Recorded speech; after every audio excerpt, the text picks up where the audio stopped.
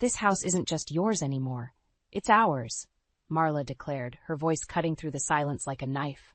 My heart sank as I watched the smug expression spread across her face, her words shattering the peace Eli and I had fought so hard to create.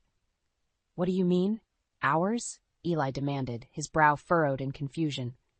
We built this home for our retirement, not for you and Nathan to move in. Marla's laugh was cold and condescending.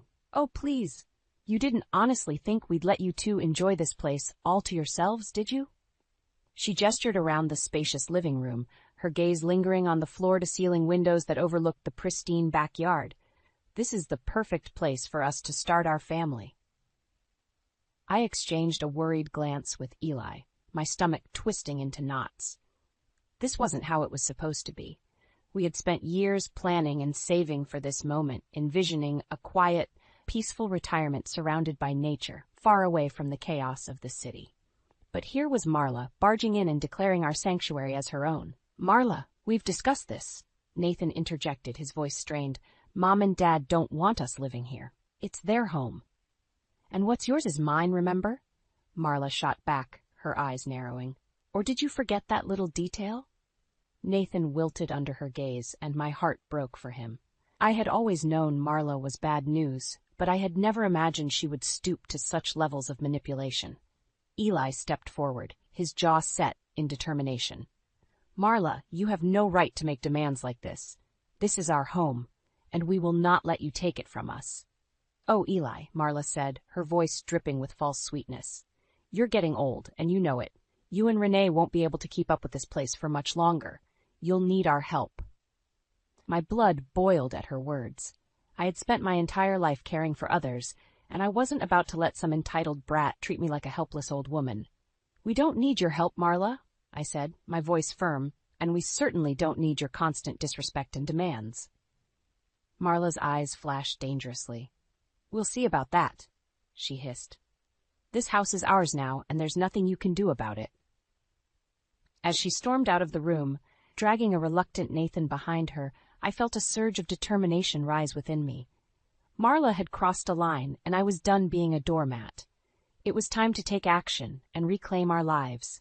I stared out the window, watching the sun dip below the trees that lined our backyard. It was a peaceful sight, one that should have filled me with a sense of contentment and happiness. But instead, all I felt was a growing sense of dread. Mom, can we talk? Nathan's voice startled me out of my thoughts, and I turned to see him standing in the doorway, his face etched with worry. Of course, honey, I said, gesturing for him to come in. What's on your mind? Nathan hesitated, his eyes darting around the room as if searching for the right words. It's Marla, he said finally. I don't know what to do. I suppressed a sigh, trying to keep my emotions in check. What has she done now? Nathan shook his head, a bitter laugh escaping his lips. It's not just one thing, Mom. It's everything. She's demanding, manipulative, and she treats you and Dad like dirt. I know, sweetie, I said, reaching out to take his hand. Believe me, I've seen it too. Then why do we put up with it? Nathan asked, his voice rising in frustration. Why do we let her walk all over us like this? I paused, considering my words carefully. You know, when you first brought Marla home, I was so excited for you. I thought she was the one, the woman who would make you happy and complete our family. Nathan's face fell, and I could see the shame and regret in his eyes. I'm sorry, Mom. I should have listened to you and Dad. You tried to warn me, but I was too stubborn to see the truth. It's not your fault, Nathan, I said, giving his hand a gentle squeeze. Marla is a master manipulator, and she's had years to sink her claws into you. But enough is enough. What do you mean? Nathan asked, his brow furrowed in confusion. I took a deep breath, steeling myself for what I was about to say.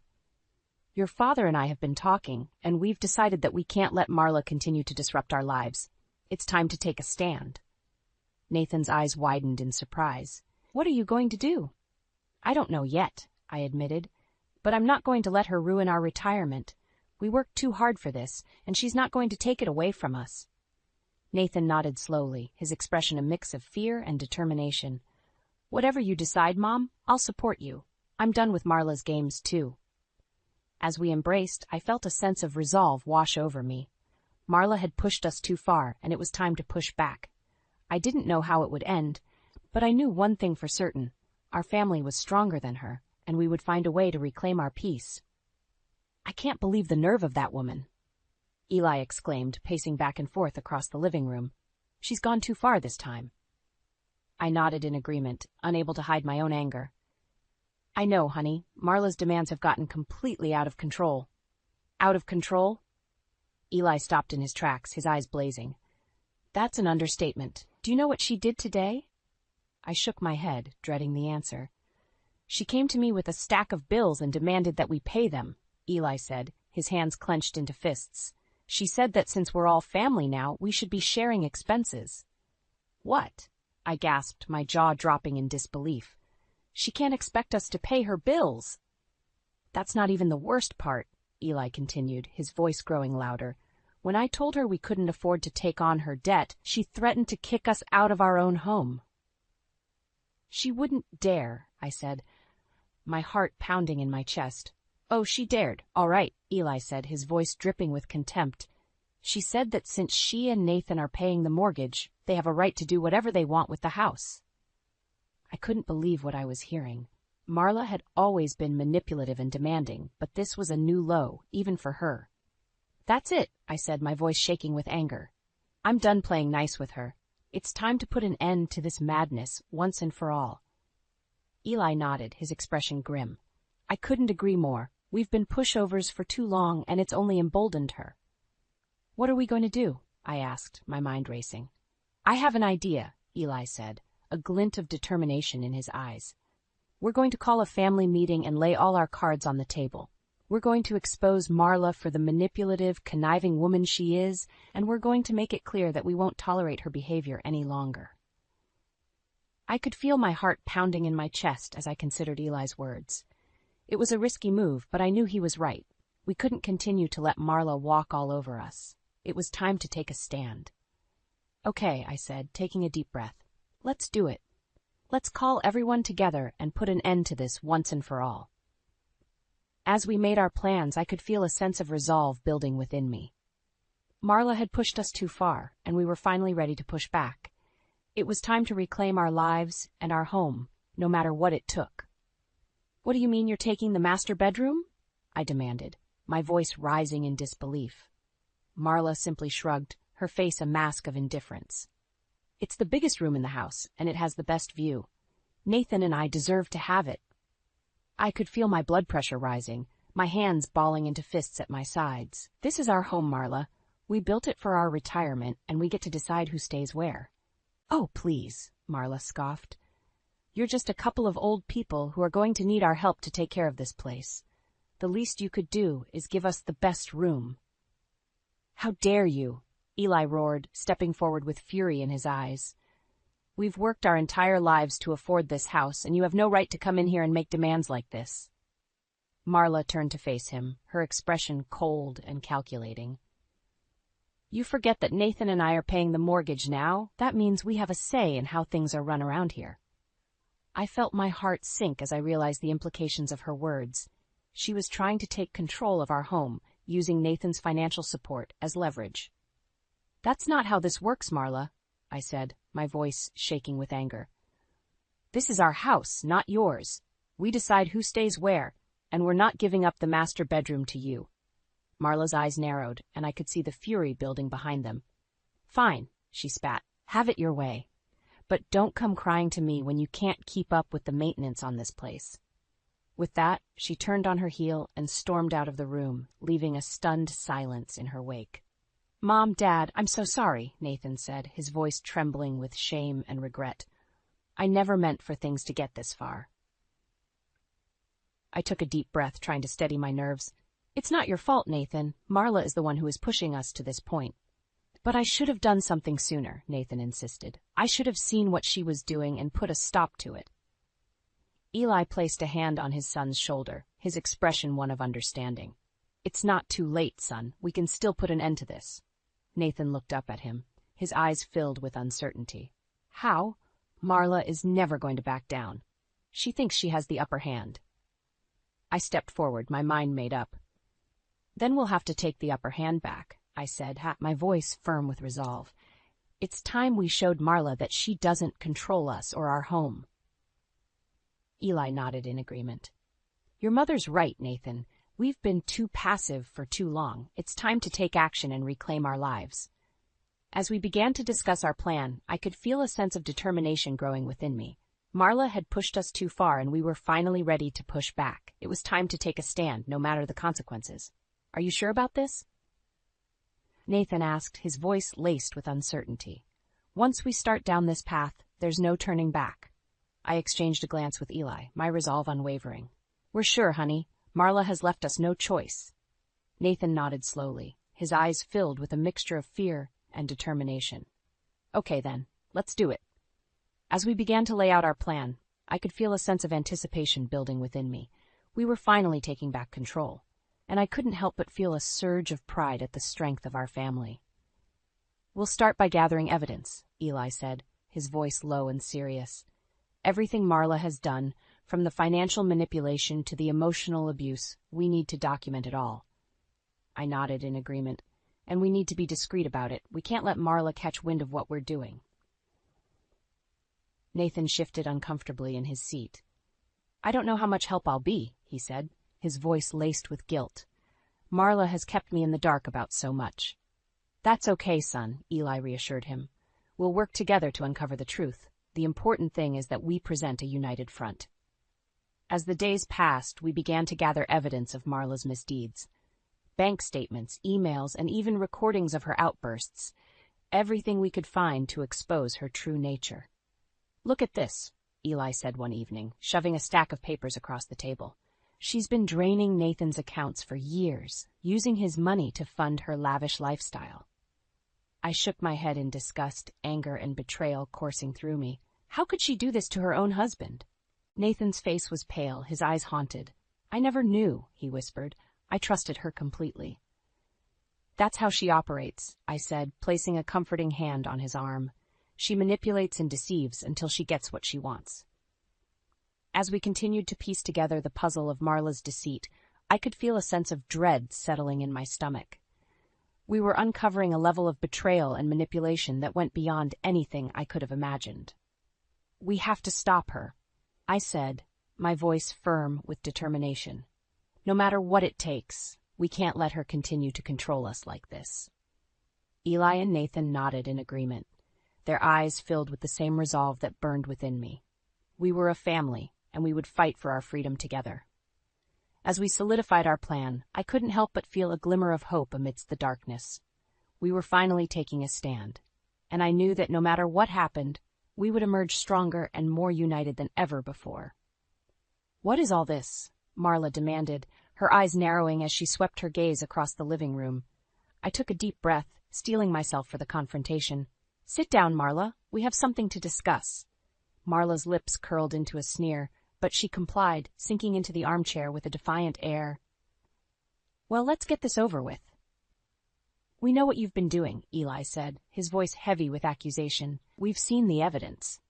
Marla's eyes widened, but she quickly regained her composure. I have no idea what you're talking about. Don't play dumb with us, Marla, I spat. We know about the money you've been stealing from Nathan, the lies you've told, and the ways you've been trying to manipulate us. Marla's face contorted with rage. How dare you accuse me of such things? We have proof, Marla, Nathan said, his voice shaking with emotion. Bank statements, recordings, everything we need to expose you for who you really are. Marla's eyes darted around the room, her mind racing. You're all delusional, she hissed. This is some kind of sick game you're playing. It's not a game, Marla, I said, my voice heavy with the weight of her betrayal. We know the truth, and we're not going to let you continue to control us like this. Marla sprang to her feet, her hands balled into fists. You can't do this to me, she screamed. I'm your family. You were never family, Eli said, his voice cold and hard. You're a parasite who latched onto our son and tried to suck us dry. Marla's eyes flashed with fury, and for a moment I thought she might lash out. But then she seemed to deflate, her shoulders slumping in defeat. Fine, she said, her voice barely above a whisper. You win. No, Marla, I said, my heart heavy with sadness and anger. We all lose. We lose the trust we had in you, the family we thought we could be, but we're not going to let you take anything else from us." Marla stared at me, her eyes filled with a mix of rage and fear. "You'll regret this," she hissed. "You think you've won, but I'll make sure you pay for this." With that, she turned and stormed out of the room, leaving a heavy silence in her wake. "It's done," Eli said, his voice tinged with relief. "She knows we're on to her now." I nodded, feeling a sense of weight lift from my shoulders. "Yes, but this is just the beginning. We need to take steps to protect ourselves from her retaliation." Nathan nodded, his eyes filled with determination. "I'll start the divorce proceedings immediately, and we'll make sure she has no legal claim to this house or any of our assets." As we began to discuss the next steps, I felt a sense of hope blooming within me. We had faced down Marla's deceit and emerged victorious. It wouldn't be easy, but we were finally on the path to reclaiming our lives. "I can't believe you're doing this to me," Marla shrieked, her voice echoing through the living room. Nathan stood firm, his eyes filled with a resolve I had never seen before. "It's over, Marla. I'm filing for divorce." Marla's face contorted with fury, and for a moment I thought she might lash out physically. "You can't leave me. We're meant to be together." "No, Marla," Nathan said, his voice heavy with sadness and regret. "We were never meant to be together. You manipulated me from the start, and I was too blind to see it." Marla's eyes darted around the room, searching for an ally. "Renee, Eli, please, you have to talk some sense into him." I shook my head, my heart hardening against her pleas. "It's over, Marla. You've brought this on yourself." Marla turned back to Nathan, her eyes pleading. "Please, baby, don't do this. We can work things out, I promise." Nathan's expression remained resolute. "It's too late for promises, Marla. I've already started the proceedings, and I have all the evidence I need to ensure you don't get a penny from me." Marla's face twisted into a mask of pure hatred. "You're going to regret this," she hissed. "All of you. I'll make sure you pay for this betrayal." "We're not the ones who betrayed anyone, Marla," I said, my voice heavy with the weight of her actions. "You betrayed us, our trust, our family, everything." Marla's eyes flashed with fury, but she seemed to deflate, realizing the futility of her situation. "Fine," she spat. "Have it your way. But don't come crawling back to me when you realize what a mistake you've made." With that, she turned and stormed out of the room, leaving a heavy silence in her wake. "It's done," Nathan said, his voice tinged with relief and sadness. "She knows it's over." I nodded, placing a comforting hand on his arm. "You did the right thing, honey. I'm proud of you." Eli stepped forward, his expression one of grim determination. "This isn't over, though. We need to take steps to protect ourselves from any retaliation." Nathan nodded. "I've already started the legal proceedings, and I'll make sure she has no claim to any of our assets or this house." As we began to discuss the next steps, I couldn't help but feel a sense of closure washing over me. We had faced down Marla's manipulation and deceit, and we had emerged victorious. It had been a long and difficult road, but we were finally on the path to reclaiming our lives. "Please, Renee," Marla pleaded, her eyes brimming with tears. "You have to talk to Nathan. He's making a terrible mistake." I stared at her, unmoved by her theatrics. "Nathan has made his decision, Marla, and it's the right one." Marla's face contorted with rage. "How can you say that? We're family. You're supposed to support us." I shook my head, my heart hardening against her manipulation. "You were never family, Marla. You were a parasite who tried to suck us dry." Marla recoiled as if I had slapped her. "You don't mean that," she whispered. "We can work through this. I promise I'll change." "It's too late for promises," I said, my voice heavy with the weight of her betrayal. "You've had your chance, Marla, and you squandered it." Marla's eyes flashed with fury, and for a moment I thought she might lash out. But then she seemed to deflate, her shoulders slumping in defeat. "Fine," she spat. "Have it your way, but don't come crawling back to me when you realize what a mistake you've made." As she turned to leave, I couldn't help but feel a sense of relief wash over me. We had finally cut ties with Marla, and now we could begin to heal and move on. "You handled that well," Eli said, stepping into the room. "I'm proud of you." I nodded, grateful for his support. "I'm just glad it's over. I never want to see her face again." Eli placed a comforting hand on my shoulder. "We'll make sure of that. Nathan has taken all the necessary legal steps to protect us." As the days passed, I could feel a sense of normalcy returning to our lives. Gone were the constant demands and manipulations of Marla, replaced by a newfound peace and harmony. Nathan, too, seemed to be healing. The weight of Marla's betrayal had been lifted, and I could see him rediscovering the joy and contentment that had been so elusive during their marriage. "Thank you," he said one evening as we sat on the back porch watching the sun dip below the trees, "for always being there for me, even when I couldn't see the truth." I smiled, reaching out to squeeze his hand. "You're our son, Nathan. We'll always be there for you, no matter what." As we sat together in the peaceful silence, I couldn't help but feel a sense of gratitude for the journey we had been through. It had been difficult and painful, but we had emerged stronger and more united than ever before. "It's a new beginning for us," I said, my voice filled with hope. "A chance to start over and create the life we've always dreamed of." Eli nodded, his eyes shining with determination. "And this time, we'll do it on our terms. No more manipulation, no more demands, just peace and happiness." As the night fell and the stars began to twinkle overhead, I felt a sense of contentment wash over me. We had faced down the darkness and emerged into the light, and I knew that no matter what challenges lay ahead, we would face them together as a family.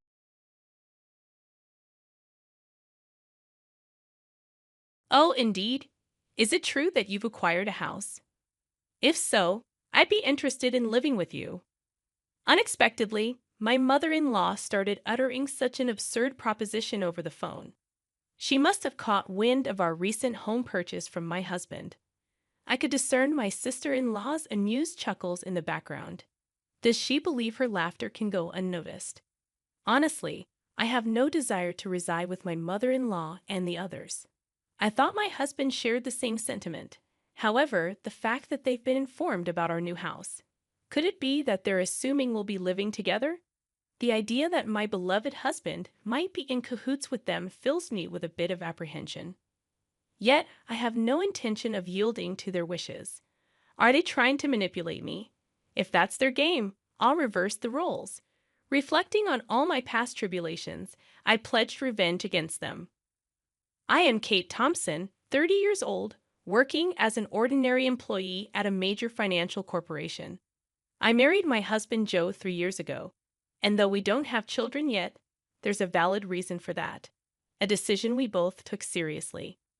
Joe and I are fully committed to our careers, toiling daily with the aim of advancing. Once our professional lives stabilize, we plan to build our own home and create a stable environment for raising children. We've agreed to revisit the topic of having kids once our careers settle down. This was a decision we made earnestly, sharing our genuine feelings and thoughts. We do aspire to have children eventually, and now, as we prepare for that, I find myself recalling all my past struggles. Then, one day, I successfully executed a well-planned project at work, and my promotion was officially confirmed. While my salary was already sufficient, the promotion brought even more comfort to our lives. On the other hand, Joe, although not promoted, received a substantial salary increase due to his years of service. With both our incomes on the rise, I felt it was time to turn our long-held dream into reality. So I broached the topic with Joe. "Joe, I want to talk to you. Over the past year, both of us have had stable incomes. I think it might be time to consider getting our own home. What do you think?" "Oh, is it time already?" From his excited voice, I could tell Joe was thrilled.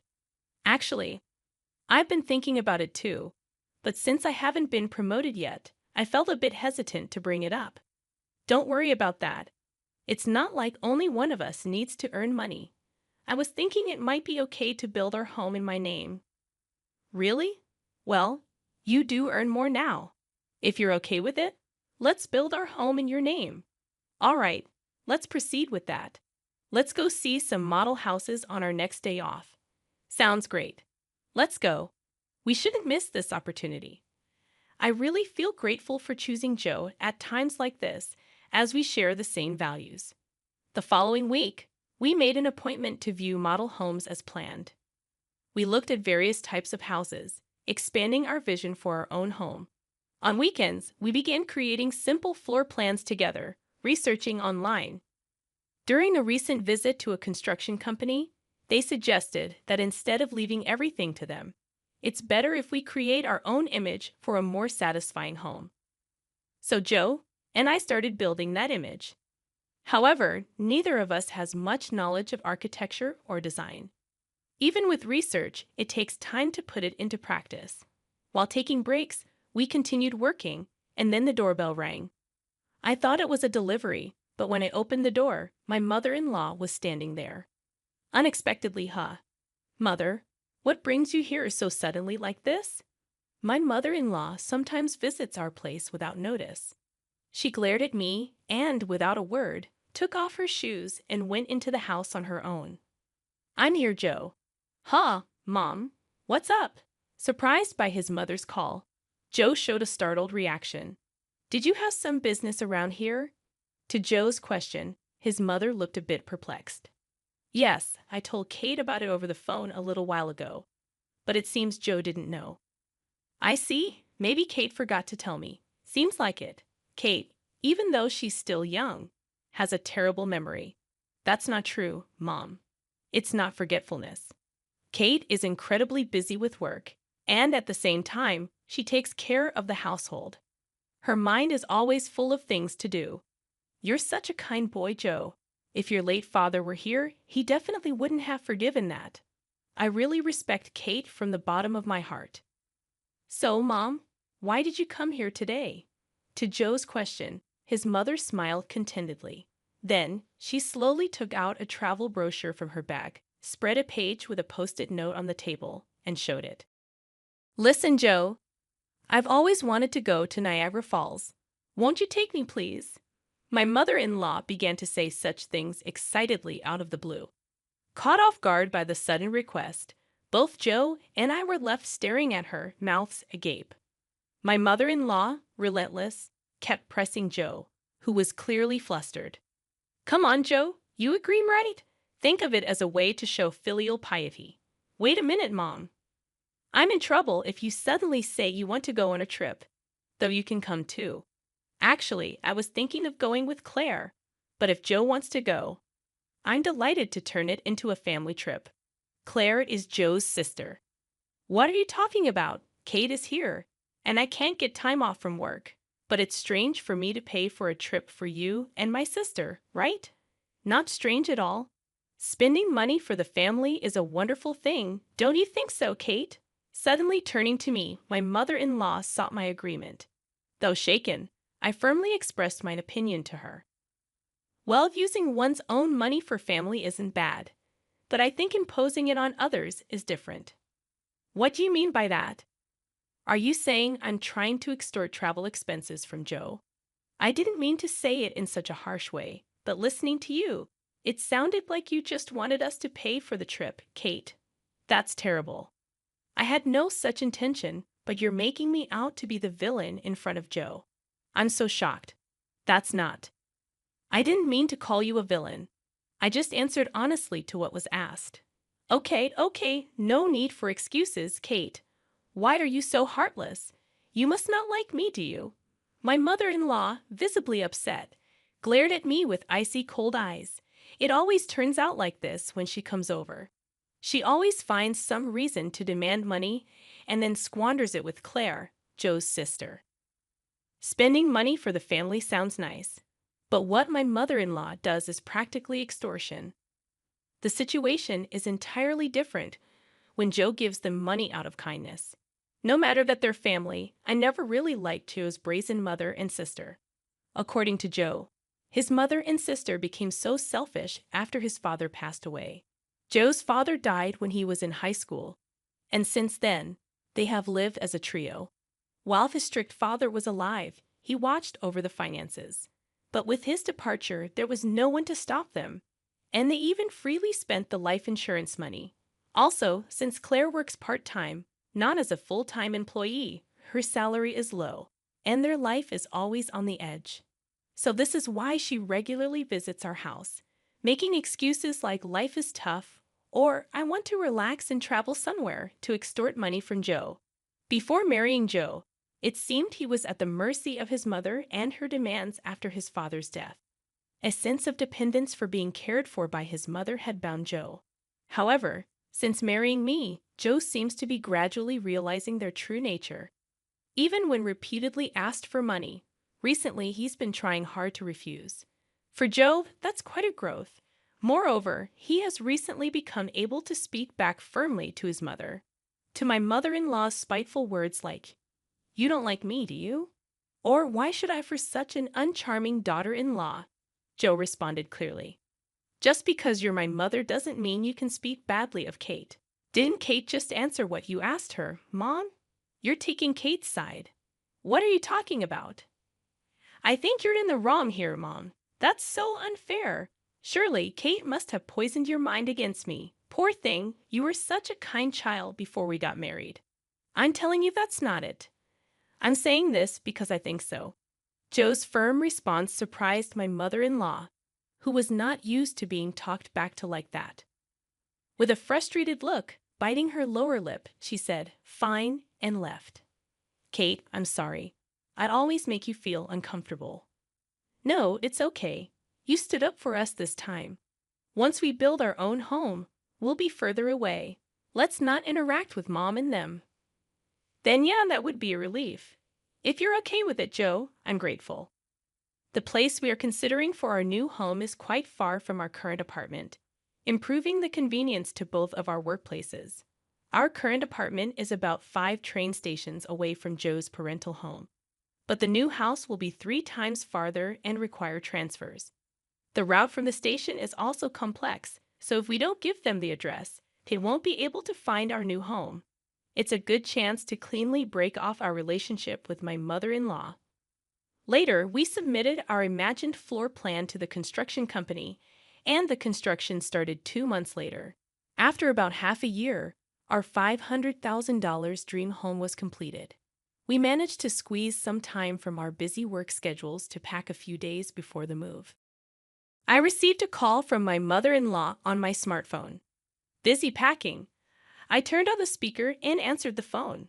"Hello," I said, and my mother-in-law started speaking in an unusually high-pitched voice. "Kate, when are you moving? You bought a house, right? I want to live with you." Suddenly, on the phone, my mother-in-law began to say such an outrageous thing. She must have heard about our new home purchase from Joe. I could hear Claire, my sister-in-law, chuckling in the background. "That's great. We can make Kate work for us every day. Mom, you came up with a good idea." Do they think their words aren't reaching me? It's clear they plan to piggyback on our move. I imagine them planning to use me for an easy life. Honestly, I have no intention of living with them. I thought Joe felt the same, but telling them about the new house. Could it be that they're assuming we'll live together? The thought that my beloved Joe might be in league with them fills me with a bit of fear. But I have no intention of letting them have their way. They're probably trying to use me, right? If that's the case, I'll turn it around and use them. I told them the date of our move. Then my mother-in-law and Claire said, "We'll come to the apartment in the afternoon on that day. Take us with you in the car, and arrange the movers for us too." They hung up after making their demands. But of course, I have no intention of complying. For now, I'll check the facts with Joe. As I was about to go and tell Joe this, he was already standing behind me. "Joe, you were there. I came to say we should take a break, but was that Mom on the phone just now?" "Ah, yes. I was going to talk to you about it too." "Why did you tell your mother about our new home?" "It's not like that. Actually, when Mom came over last time, she seems to have seen the floor plan of our new house. She kept pestering me about it every day. So I just..." "Kate, I'm really sorry." "I see. So you don't intend to live with your mother, right?" "Of course not. After hearing that phone call, I'm even thinking it's better to cut ties with her." Joe's expression was filled with more anger than ever. It was the first time I had seen him this angry. From what Joe told me, my mother-in-law had seen the layout of our new home and was convinced it was a spacious house. She had pretended to be interested and called Joe repeatedly, asking him about the number of rooms and details of the facilities. But it seems that Joe is on my side, which relieved me. Then there's no problem at all. This made me determined to get my revenge on my mother-in-law. I've had enough of her saying whatever she wants, but it's goodbye to that now. I'll make sure to settle this properly. And so the day of the move arrived. Joe and I had the movers transport our things in the morning and headed to our new home in our car. By the time we finished moving everything, it was already past 1:00 p.m. Checking our phones while taking a break, we saw dozens of missed calls from my mother-in-law. She called me too, Joe said, sounding weary. Then my mother-in-law called again. I answered the phone with the speaker still on. Hello, Kate. Where are you? I told you I'd be at the apartment in the afternoon, didn't I? Yes, you did say that. So what can I do for you? What do you mean? You didn't arrange for the movers. I've been waiting at home, and not a single truck has shown up. So I had to go to your apartment myself. Is that so? Well, that's too bad. You know I didn't arrange for any movers. What? That's not the agreement. Where is your new house? Huh, you really think I'd tell you? After saying that clearly, my mother-in-law uttered a dumbfounded huh. She probably thought that as long as Joe was there, she could always have her way. But Joe is different now. He's my precious ally, trying to cut off the bad ties with his family. Determined to release all my pent-up feelings, I spoke firmly. Just to let you know, neither Joe nor I have any intention of living with the two of you from now on. Please don't involve yourselves in our lives. What are you saying? Your opinion doesn't matter. It's up to Joe to decide. At least tell me where the new house is right now. Huh? How are you going to get here without even knowing the address? This house is in my name. I have the right to decide who lives here. If you two just barge in, it's trespassing, and I'll sue you right away. What? Trespassing? How rude to say that about your husband's family. At that point, Joe spoke up in a deathly cold voice. Family? My father, who was a family member, is already gone, isn't he? What are you saying, Joe? After hearing that last phone call, I'm utterly fed up with you two. Just having a blood relation with you is embarrassing. From now on, my family is only Dad and Kate. I no longer consider you two as my family. Wait, Joe, don't say such things. Don't bother us again, got it? With that, Joe hung up without waiting for her reply. He swiftly set his phone to block her calls. Hey, Joe, are you really okay with this? Yeah, I finally realized that Mom was just using me to her advantage.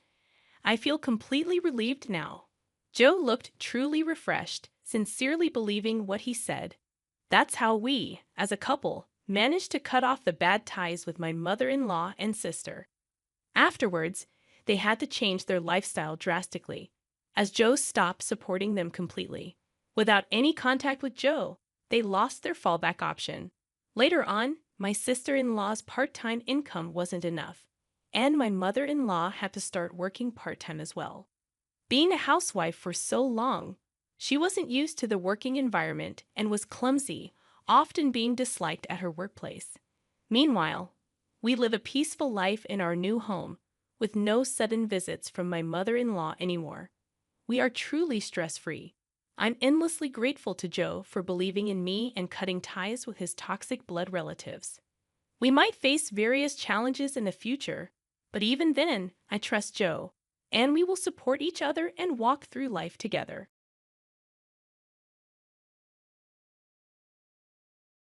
Oh, isn't this exquisite? It's not just lovely. It's a pink diamond, and it comes with a price tag of $50,000. My mother-in-law, who couldn't be bothered to attend my own mother's funeral, appears to be relishing a lavish getaway with her friends, completely oblivious to my presence. She gleefully shared details about her new sparkling pink diamond ring, seemingly fueled by jealousy towards a friend who flaunted a similar ring. In her triumph, she revels in having outdone her friend by choosing a more expensive ring from the same store. However, the reality is far from what it seems. It's implausible for her to afford such a costly item, and it turns out she had secretly taken money from my husband's safe to make the purchase. This money, crucial for her future, had been earmarked for her nursing home fees. My name is Hillary Johnson. a 46-year-old woman living with my husband Steve, who is 7 years my senior, and our high school senior daughter Gina. Despite not being wealthy, we lead a stable life. I have worked part-time at a local drugstore for over a decade, and my hobby is cultivating herbs. Lately, I've been challenging myself with a medical herb certification exam. Gina and I often discuss her future dreams, bringing us joy. 6 months ago, my father-in-law passed away, introducing significant changes to our modest lifestyle. According to his will, the house went to Steve, and the cash to my mother-in-law.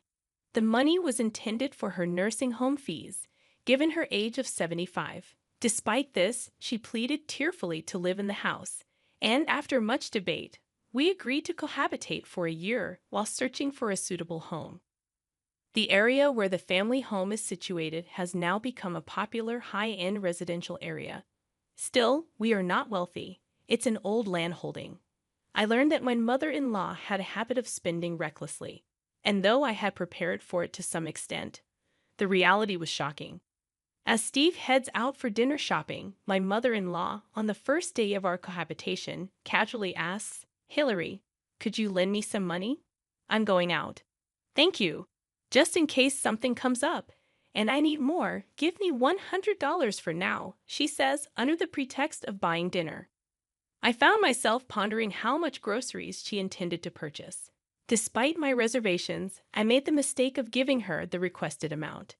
2 hours later, she returned by taxi, laden with bags from an upscale department store filled with expensive deli items and sweets. Tonight, we feast. I wanted to try these side dishes. They're supposed to be delicious, and we have desserts too, she exclaimed proudly. Curious, I asked, "Mother, how much did this cost?" She replied, "Well, let's see. I went a bit over because of the taxi, but I covered the extra, so it's fine." Her proud declaration left me speechless, but little did I know this was just the beginning. Managing finances became my biggest headache after moving to the family home. While my father-in-law was alive, we used online supermarkets for groceries, paying with his card. Learning from my initial mistake of giving her large sums of money, I no longer entrusted her with shopping and kept the wallet in a locked drawer. Unhappy with not receiving money, she stopped doing any housework, caring only for the flowers at the entrance. Despite our monthly allowance of $300, she squandered it on clothes, beauty salons, meals, or coffee with neighbors. By mid-month, she would usually run out of money and ask for more. Frustrated by her reckless spending, as I was saving for my daughter's education, I calmly admonished her when she requested more money for a lunch date with friends. "Even Steve, who works, gets an allowance of $300. I can't give you more than someone who's working, so please use it more wisely." Dissatisfied, she returned to her room, likely to ask Steve for money later. The allowance came from the nursing home fund, and if it diminished, it would be her who suffered. When Steve came home, I expressed my concerns. "Did your mother ask you for more allowance again?" He replied, "Yes, she did. But I can't be too hard on her. She must be lonely without Dad. She's always been vain, you know. But I want to fulfill her wishes for at least this year that she's here." "I understand, but your kindness isn't truly benefiting her. Besides, it will eventually have repercussions for us." "You're right. I get it. My mother-in-law had a tendency to flaunt, especially in front of her 3 old friends who were mothers of my husband's classmates living in the neighborhood. I became aware of this during the funeral arrangements for my father-in-law. "Steve, it's your father's funeral, so arrange the altar this way and get more extravagant flowers. The neighbors are coming. Don't embarrass your father," she instructed. Steve, being the spouse, complied with her demands to some extent, but the costs were significantly high. My mother-in-law's primary aim was to show off to the neighbors. I even felt sympathy for her, having to keep up with people from a different lifestyle. During the funeral, she only greeted 3 families of her friends. One day, after having lunch with her friends, she came back excited, her eyes sparkling. "Today, Debbie showed me a ring worth $20,000 that she got from her husband for their golden wedding anniversary. I've never seen a $20,000 ring before. That's a wonderful gift. You don't have such wealthy friends, do you, Hillary? You'll probably never see anything like that in your life, she remarked with superiority and sarcasm, using her friends to boast. Hillary, you're so plain. Why don't you put on some makeup? Have you ever been to an upscale lunch? It was all about one-upping me. I tried to ignore her words, but she seemed increasingly hostile towards me, especially after I refused to give her more money. After settling my father-in-law's affairs and starting to look for a nursing home, my mother's health took a turn for the worse. When my sister and I rushed to the hospital, the doctor informed us that she had about 3 months to live due to advanced cancer. She was in a fragile state and could deteriorate at any time. My mother had occasionally mentioned feeling unwell before, but being a person of great endurance, it wasn't easy for her to show any signs of weakness. I regretted not paying more attention to her. I asked my sister to stay with her while I went to fetch some clothes and valuables from her apartment. As I packed a large bag in her room, I found some cash, likely her living expenses for the month, in a drawer. I took the cash with me, planning to shower and head back to the hospital. I left the bag in Steve's upstairs room and, after getting ready, noticed the zipper slightly open. A sense of unease washed over me as I checked the bag and found the cash missing. Suppressing my rising anger, I went downstairs to my mother-in-law's room. "Mother, may I ask you something?" I inquired as she prepared to leave. Turning around, she asked, "How's your mother doing? I have plans with my friends right now." I confronted her. "The money that was in the bag in our room, you have it, don't you? That money belongs to my mother. Please return it." "I don't know what you're talking about. I never go upstairs." "Are you accusing me of stealing?" she retorted, rushing past me and heading for the door. "I'm going out for a fancy Chinese dinner with my friends tonight, so I don't need your poor excuse for a meal. Give my regards to your mother." With a smirk on her face, she left the house, leaving me in shock. Just then, Jenna came home and asked, "Mom, are you okay?" "Your grandmother's money. My mother-in-law took it." Unable to confront her without evidence, tears naturally started to fall from my eyes. Jenna gently stroked my back to calm me down. "That's terrible. It must have been her. I've seen her coming down from upstairs before. To think she would stoop to taking your grandmother's money. I can't forgive her. But how's Grandma? If you're going to the hospital, I'll come with you. Let's think of a way to get back at her." As we walked, Jenna's words encouraged me, lightening my heart a bit. Despite feeling sorry for my father-in-law, I decided to protect my family in my own way. A few days later, my mother's condition suddenly worsened, and she passed away. In her final days, she was mostly in a daze, occasionally lucid. I expressed my gratitude to her repeatedly for raising me, for her love, for Gina's future dreams, for the plans with Steve, and for our old age. She didn't speak, but her eyes smiled gently and sometimes nodded. While talking to her, I remembered a visit to my father-in-law before his death. He had thought about divorcing my mother-in-law, but didn't want to trouble his son and his wife. He asked me to sell the house and put my mother-in-law in a nursing home after his death. That's when he told me about her spending habits. Her attitude changed when Steve started kindergarten, living in a wealthy area, feeling pressure to keep up with rich neighbors. She deluded herself into thinking she was wealthy too, possibly fueled by Steve's success in a famous company. I regretted not putting her in a nursing home sooner. It could have prevented the theft of my mother's money. Steve and Gina arrived in time for my mother's final moments, but only my sister and her husband were there at the end. When we returned home to prepare for the funeral, my mother-in-law was out. I decided to show her the last bit of kindness. We held a small funeral for my mother without her presence. I tried calling her, but she was out and never answered. When I returned home after the funeral, everything was quiet as if she had stayed out overnight. Then, my mother-in-law returned in a good mood. "My condolences for your loss. It must have been hard," she greeted me. I noticed a shiny new jewel in her hand that I had never seen before. "Oh, this look, isn't it beautiful?" "A pink diamond. It cost $50,000. How did you get that, Mother? I asked. She replied, I bought it, of course. Debbie introduced me to the store. It's a reservation-only place in New York City, so I went for an overnight stay with my friends. The hotel we stayed at, and the meals were wonderful. To my astonishment, my mother-in-law indulged in luxuries during my mother's funeral, enjoying an overnight trip to New York with friends. I was left speechless with disbelief. I bought something even more expensive than what Debbie showed me. Feels good, Mother, my mother-in-law declared. I couldn't comprehend how she obtained such an expensive item. You don't have that kind of money. How did you get it? I questioned. Nonchalantly, she replied, Oh, I found it in Steve's room safe. My passbook was in there with exactly $50,000. Since it's in my passbook, it's my money, right? I felt frozen and disappointed by her actions during my mother's funeral, although, in all honesty, her behavior was somewhat expected. It was confirmed that she had entered our room upstairs.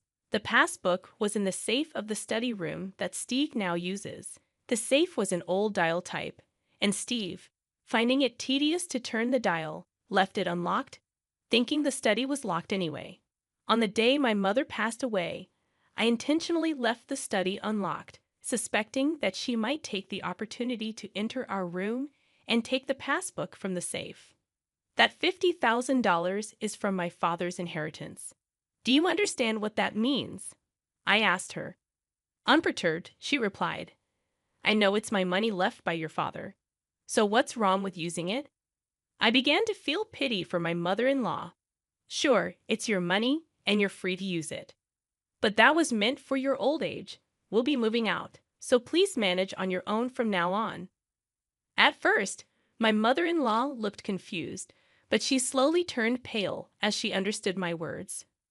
Wait, isn't there a separate fund for the nursing home? It's more than this amount, right? She inquired. I explained, yes, there was more, but it decreased due to the inflated funeral costs of my father-in-law and your monthly requests for more allowance from Steve. Feeling the need to illustrate the alternatives, I handed her brochures of lovely nursing homes I had collected over several months. She looked at them speechless and shaking. At that moment, Steve and Gina came down from upstairs. I had reported to them after opening the study, so they had come to check. Steve, initially skeptical that his mother had stolen the money, had no complaints about what I did. While I would have properly arranged for my mother-in-law's nursing home if nothing had happened, her intrusion into our room and the theft of the money prompted me to protect my family. I had made it clear that entering our room and touching the money was unacceptable. I decided to sever ties with her for life. Steve, you'll stay in this house, right? It's sad to sell a house filled with memories, but taking care of parents is a son's duty. I desperately clung to Steve. Checking the safe, I realized she had taken more than the passbook, the cash I withdrew for the car inspection too. That's too much. I trusted you, Steve, I said, shocked by her actions. Struggling to speak, Steve admitted, Oh, I have it. Just borrowed a bit. It was $11,000. But that wasn't all. What about Hillary's mother's money? I demanded. Panicking, she replied, Oh, I'll return that too. Then it's fine, right, Hillary? You'll forgive me now, won't you? She hastily handed me the money, possibly pretending about the $50,000 ring. Until the end, there were no words of apology about my mother's money. I'm sorry, but I can't live with you anymore. I'll protect my own family from now on, I declared. She broke down crying, clinging to Steve till the end. However, Steve's grief-stricken anger was intense, and he acted quickly. He sold her belongings to create a lump sum and found a nursing home affordable on her pension. The chosen home, though, was far from the family home. I probably won't see her again in my lifetime. Steve occasionally gets calls from the home, and she seems calmer now, possibly settling into her new environment.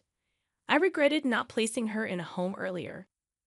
Perhaps if we hadn't lived in that house, her life might have been happier. A part of me felt a little sympathy for her. After she left, we moved, waiting for Gina's graduation. Jenna got into her desired university and started living on her own. The family home, being in a popular area, quickly found a buyer. Steve is now applying for a transfer to a branch near the sea. We plan to spend a few years until retirement there, searching for our final home. We hope to continue living peacefully and harmoniously as a family.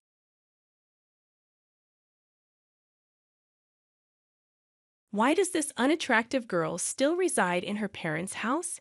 It's quite bothersome. Could you kindly vacate the premises immediately? You clearly don't belong here. Pack your things and return to your parents' house. About a month after my husband passed away, I found myself living with and caring for my mother-in-law. These harsh words were directed at me by two individuals. Did I do something wrong? I've been contributing by paying $3,000 a month for rent. However, if they view me as a nuisance, I'll leave the house as they wish. A month later, an apology came from my mother-in-law, tears streaming down her face. But apologies alone won't resolve the issue. I decided to share a surprising fact with her. It had been a year since I married her son, and we have been living in their house. My husband and I shared a love for camping and outdoor activities, quickly bonding and leading to our marriage. Now I was taking care of my mother-in-law, who had been alone since my father-in-law's passing. Her initial animosity turned into gratitude, and we built a genuine parent-child bond. My husband and I had a decent income, and we were giving her $3,000 a month as rent. Despite this, financial troubles arose. My sister-in-law, who didn't live with us, began making frequent demands for money. I intervened when she asked for financial help, suggesting ways to cut expenses instead. My husband, realizing the need for his sister to become more self-reliant, firmly advised her to stop depending on their parents. This created a rift, but my sister-in-law reluctantly changed her behavior regarding money matters. Since my father-in-law's passing, my mother-in-law had been more lenient with money, often granting her children's requests. However, it became apparent that my sister-in-law was exploiting this generosity, demanding larger sums of money. Taking charge of the family's finances, my husband managed the situation. One day, as I went to work, he wasn't feeling well and had gone to the hospital in the morning. At first, I believed it was just a common cold, but during lunch, my husband called, revealing that it wasn't just a cold. They had discovered cancer. The tests indicated that it was quite advanced, and I was told I had approximately a year left to live. His shocking words rendered me speechless, and panic set in as my thoughts froze. After standing still for a while, reality hit me hard, and I rushed to the hospital where my husband was. At that time, my husband still had enough strength to converse normally, but as the treatment continued, his strength diminished. After 6 months, he could hardly talk. 7 months later, struggling to breathe, my husband tried to convey something important to me. The content of his words was surprising and left me in shock. I spent several days absorbed in those thoughts, but a week later, my husband passed away. I couldn't believe it. I couldn't grasp what was happening. However, after his passing, I was busy with a funeral week and settling his affairs. Days passed, and just when I thought I could finally start coming to terms with my husband's death, an unexpected incident occurred. I have something to talk about. Is now a good time? My sister-in-law asked. Of course. What would you like to talk about? How much did you hear from my brother? Actually, I heard that a spot opened up in a very popular nursing home that's hard to get into. Why don't we consider admitting Mom there? My brother is no longer here, and taking care of that old lady must be a hassle for you, right? My sister-in-law's smirk about this topic made my heart clench. To bring up such a topic right after my husband's death, but looking into her eyes, I could tell she was serious. This house is too big for just that old woman. Don't you think it's a waste if my family and I live here? You can live alone without any worries. I think it's the best choice for everyone. While my sister-in-law didn't say it explicitly, her remarks gave the impression that she had been eagerly awaiting my husband's death. The way she trivialized my husband's death and her disdainful attitude towards my mother-in-law, I couldn't tolerate it anymore. I appreciate your suggestion, but I have no intention of doing such a thing. I plan to continue living with my mother-in-law, taking my husband's place. When I firmly declined, my sister-in-law left the house in a bad mood. Originally, it seemed she viewed my mother-in-law as a convenient source of money, so her attitude was not surprising. However, I was honestly shocked by her blatant actions. Nonetheless, I had no intention of letting my sister-in-law have her way, nor did I plan to put my mother-in-law in a nursing home. But an event a week later shook my resolve. Upon returning from work, I found my mother-in-law glaring at me angrily, and my sister-in-law smirking beside her. "I'm disappointed in you. I want you to leave this house. How dare you plan to put someone in a nursing home without consulting? What are you trying to do, take over the house?" "No, that's not my intention." "What do you mean? Why don't you just be honest? It was your proposal, wasn't it? You said to put Mom in a nursing home and sell this family home, and suggested we split the sale proceeds, didn't you?" "I never said such a thing." Shocked by this unexpected betrayal, I struggled to speak, but managed to express my thoughts. I was genuinely taken aback, completely unprepared for such forceful tactics just because things weren't going her way. The pain and sadness enveloped me as my mother-in-law looked down on me as if I were worthless. "I don't consider you family anymore. Please leave this house right now," she shouted at me with rage on her face. It seemed my mother-in-law had no intention of listening to me. "Understood. If that's what you want, I'll leave as you wish," I responded. Perhaps my sister-in-law had influenced her, but this was a clear betrayal for me, as I had decided to continue caring for my mother-in-law in place of my husband. I quickly packed my things and decided to return to my parents' home. I needed to find a new place to live and had a lot to do, but being kicked out by my mother-in-law deeply hurt me, so I decided to rest at my parents' home for a while. About a month later, my sister-in-law accused me of withdrawing money from our parents' account without permission. "Is that you? You withdrew money from our parents' account without permission, didn't you? Why is there not a single dollar left in the account?" "Don't say such ridiculous things. Are you calling me a thief now?" "Pretending you don't know. If you keep doing this, I'll get the police involved. Come to our parents' house right now." After saying this, my sister-in-law abruptly hung up the phone. Caught in someone's conspiracy and now being accused of theft, I had had enough. I had anticipated issues with the mortgage of the family home. There must still be several years of mortgage payments left unpaid. Honestly, I didn't have the time or energy to deal with my sister-in-law. I wanted to cut ties, but I had reasons why I couldn't. There was still a truth I had to reveal. With a heavy heart, I immediately headed to my in-laws' home. Just like the day I left, my mother-in-law glared at me, and my sister-in-law was there too, giving me the same look. Did he steal money from the house or withdraw it from the account? "I don't know, but give it back quickly. You both were working, right? So, there must be a significant balance, right?" "What are you talking about?" "There's nothing left of my father-in-law's inheritance. We've been covering all the living expenses and rent. Do you think the inheritance would cover everything?" "What, really?" My words left my sister-in-law looking at my mother-in-law in surprise. It was clear that there was an understanding between the two. My mother-in-law knew that we had been financially supporting the family home, but she probably thought that my father-in-law's inheritance was sufficient for a while. However, the actual situation was quite different.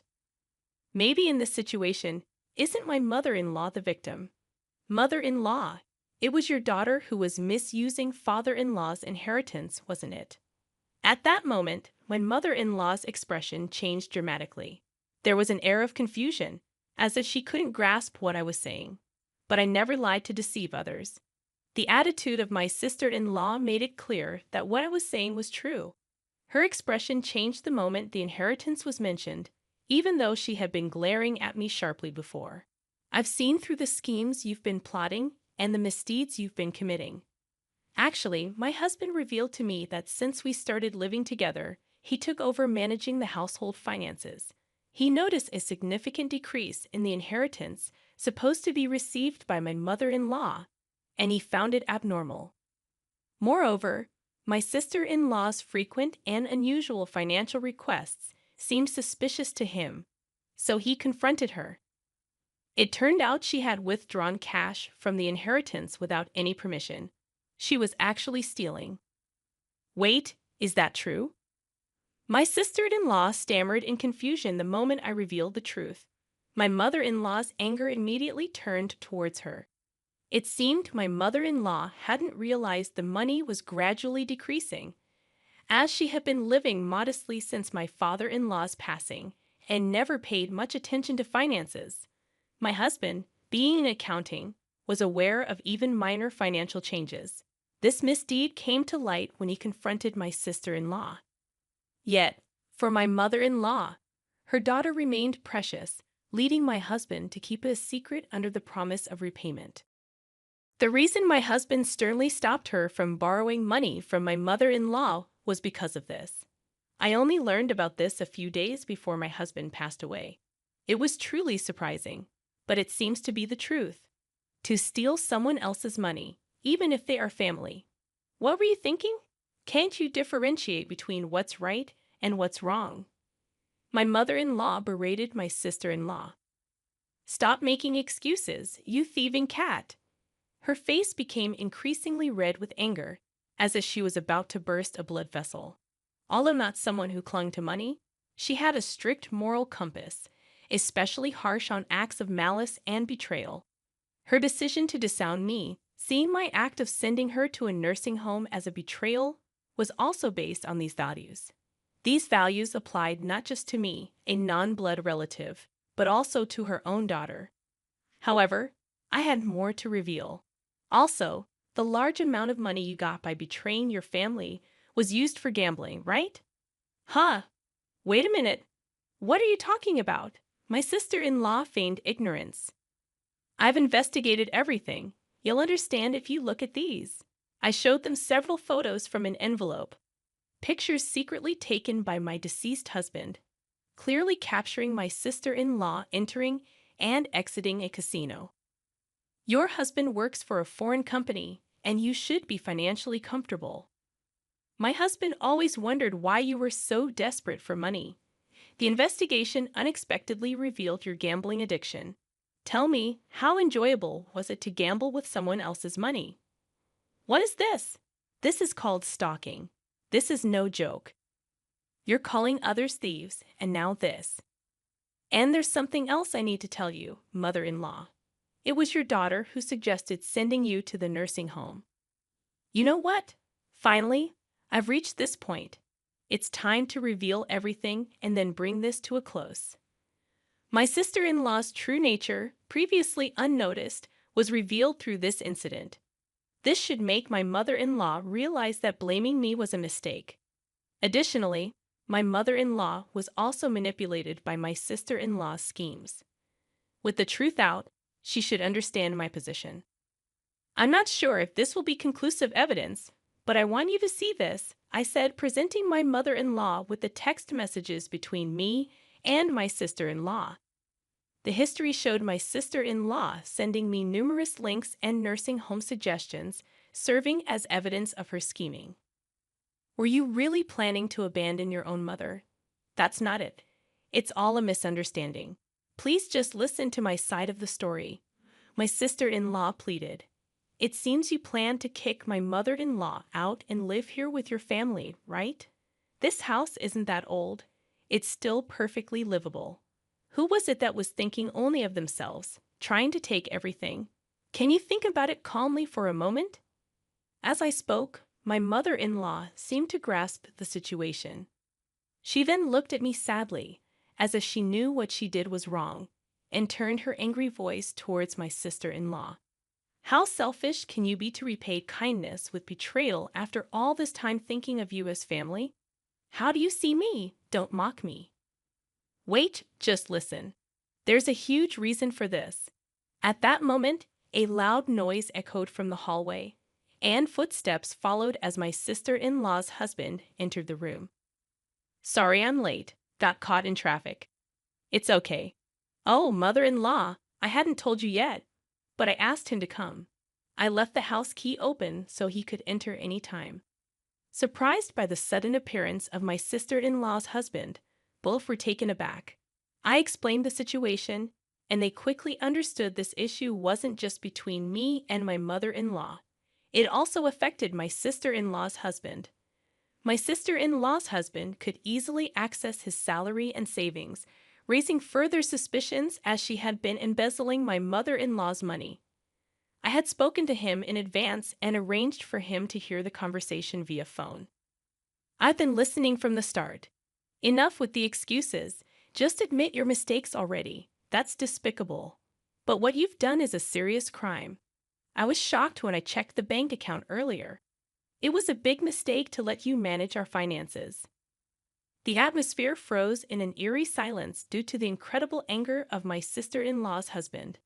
Having said all I wanted to say, I decided not to intervene further and just silently watched my sister-in-law's husband lecture her. His reprimands were so intense that it made me tremble just watching, but I didn't feel bad for her at all. I only thought about ensuring she repays the money, and that she shouldn't assume this would be the end of it. The lecturing continued for a while, and eventually, she knelt down to apologize to both me and my mother-in-law before leaving. According to my sister-in-law's husband, he had left the management of their household finances entirely to her, thinking they were saving and increasing their savings by cutting back on expenses. However, it turned out she was gambling away all the money saved. As her gambling intensified, she eventually incurred debts on her credit cards and began stealing money from my mother-in-law to pay it off. The total amount she owes from various sources is now more than what she has stolen from her husband and mother-in-law. Her husband, upon learning about this, decided to divorce her but plans to make her work to repay the full amount for the money she stole and the child support she misused. Until then, he had no intention of divorcing her and was constantly monitoring her behavior, hoping for her to change herself. It seems tough days are ahead for my sister-in-law. Later, my mother-in-law apologized to me for the misunderstanding, and we still meet for tea about once a month. Now that my husband has passed away, I want to maintain a good relationship with her, the mother who gave birth to him, and support her to the end.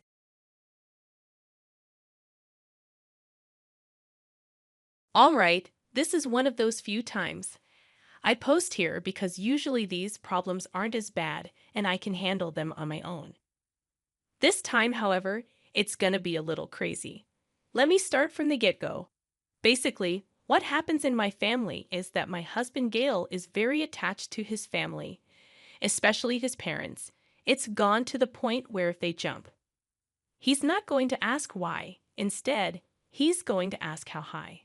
Obviously, that level of dependence and trust can sometimes come back to bite you even when you don't realize it. That's what's happening with Gail.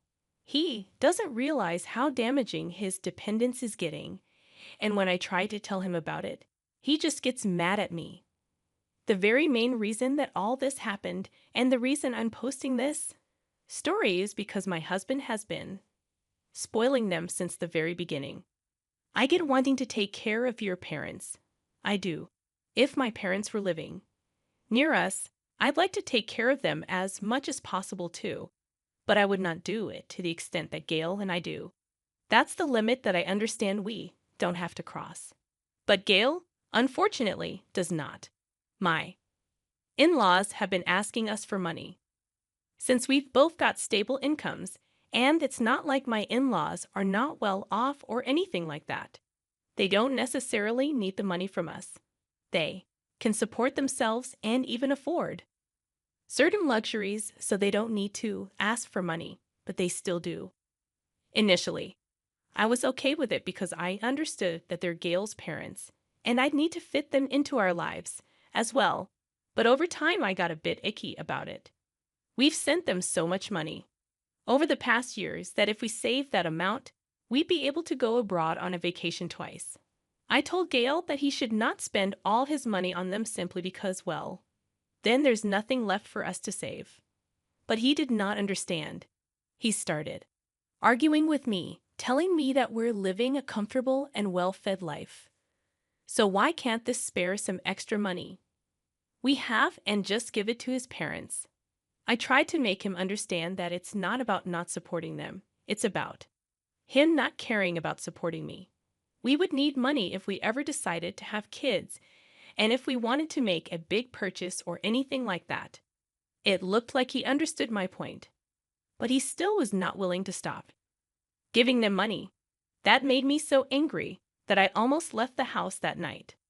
My anger was fueled even more when I remembered how they treated me in the past. If they were nice and loving ones who treated me well and let me feel like I was actually a part of the family, maybe I'd be nicer to them. They were horrible to me. They never made me feel like I was a part of the family at all. And when I needed them to be there for me, they weren't. Gail and I got married. We weren't that well off. I had just graduated, and it had not been that long since Gail started working as well. This meant that we didn't actually have enough money to invest in a house and buy it. I perfectly remember Gail and I going to my in-laws and having a proper discussion with them, telling them about everything we're going through and making them explain how hard it is. However, when we asked for some money to start the process, they immediately said, no. It's like they did not even take any time to think it through. Instead, they just gave us an hour-long lecture on how we're adults now, so we need to be responsible and take care of our savings and whatnot. They told us that we needed to work extra hard to achieve our dreams and every other crap they could possibly spit from their mouth. I was a bit frustrated at their response, but I decided not to say anything and just kept my thoughts to myself. It was heartbreaking to see them not helping out their own children, but if Gail was okay with it, then I thought I needed to be fine with it as well. But then they did it again a year and a half ago. I inherited a house from my mother. It was a beautiful house, but it needed a lot of work. Obviously, we did not have the money or the resources needed to make these changes. I mean, we had some of the money saved, but we needed a bit more than that, and so we decided to ask my in-laws again for some money. Just a little sum of money to help us get the house ready to live in, but they said no to that too. And instead, they told us to earn our money and stop asking them for money. Not just that, but they told me to sell the house and invest in something that's actually useful and not something that looks like crap. As soon as I heard that, there were fumes coming out of my ears. This house was very precious to me as something that was connected to my mother, and to hear my in-laws talking about it like it was trash was very hurtful. I did not express that to them because I thought I would look rude, but I should have. Maybe then they would not be as shameless as they are right now. I'll tell you guys exactly why they're shameless though. So basically, after they rejected us, I gathered money and worked my butt off to renovate the house. I made it look presentable, and I made it look amazing. It was hard, but once I started earning as well, things got a bit easier so I could manage it. Anyways, it had been a few months since I invited my in-laws for dinner for my mother-in-law's birthday. By that time, the house looked absolutely incredible. I made it as perfect as I could, and I was very proud of it. Moving on, the day they actually came over for dinner, I was expected to go pretty well because, well, usually, if it's not money related, the conversation stays pretty squabble-free. Obviously, with these people, there's not one moment where you're not discussing money. So they come over, and as soon as they enter the house, their eyes go wide. Internally, I'm smirking because I know they did not expect me to go this hard on the renovation. Wide-eyed. They're completing my house way too much. I mean, some compliments are fine, like, oh, you did a wonderful job, or oh, your house looks incredible. But there was so much more. Every part of the house they'd stop, inspect, and then just ask me how much it cost. Why would they ask that for some stuff? Yeah, I get curious about it, especially because they knew we did not have the money. It's not like they gave us the money either, so I'm sure they were curious as to how I managed to afford all this, but honestly, I found their questions a little rude. It just felt way too forced. Like they weren't actually interested in the job I did or how pretty I made it. Look, they were just interested in how much it cost, and I actually did not realize it back then, but after what happened during dinner, it all made complete sense to me. Dinner was chaotic, to say the least. It started out very decent. It was a good conversation going on, and it even had a nice flow to it. But then my mother-in-law started talking about dream vacations. First, she asked me what my dream vacation was and where I'd like to go the most. But when I answered her question, it felt like she wasn't really interested and was waiting for me to finish as soon as possible. I gave her what she wanted, of course, and I made my answer very short, just the name of the place, and then she got all excited all of a sudden. That's when I get a bit suspicious, because there's no way that she was that excited for me, and then she opened up about the real reason behind all the weird acts that they've been doing ever since they stepped into this house. They wanted us to help them build a vacation house after all the years of rejecting us every time we've asked him for financial help. They'd come to us and asked us to pay for the quote vacation house. They're not even poor or anything. Why do they need our help? Why can't they save up enough and get a house for themselves? They think that just because I've managed to get my house to look so gorgeous, we're some sort of rich couple now, I guess. But we're not. I asked them to explain it to me a bit more, just so I could have a better idea of what they need and why they're getting a vacation house and stuff. But the response shocked me. They want to get one just because they're bored with their lives and they want a house to be able to go to every other weekend. For some reason, they can't afford the house by themselves, and they told us that they know that we've got money saved on because this house looks like it costs a lot. At that point, I was aggravated, and so I told them we did not have that kind of money to waste. That was very wrong to say, because Gail looked at me like I murdered his parents in front of him. As soon as these words were out of my mouth, he glared at me and told me that anything that we spent on his parents' happiness was never a waste, and I needed to, quote, watch what I say, which is ridiculous because he knew I was right. A vacation house is not a necessity to have, and it's not like they're going to die if they don't get it. My father-in-law still works and they can save up and get one by themselves. They don't want to do that though. They want us to give them money so they can take the easy way out. Then I remembered that Gail is not an only child. He has an older brother as well, so why weren't they asking him for money? I brought that up because they were getting too defensive and looked like they were about to make a living hell for me. Apparently, Seb isn't as financially stable as us, so they don't want to burden him with this. Oh, I'm sorry, but I could not keep my mouth shut at that point, and I expressed what I was feeling, but I made sure I was not being disrespectful.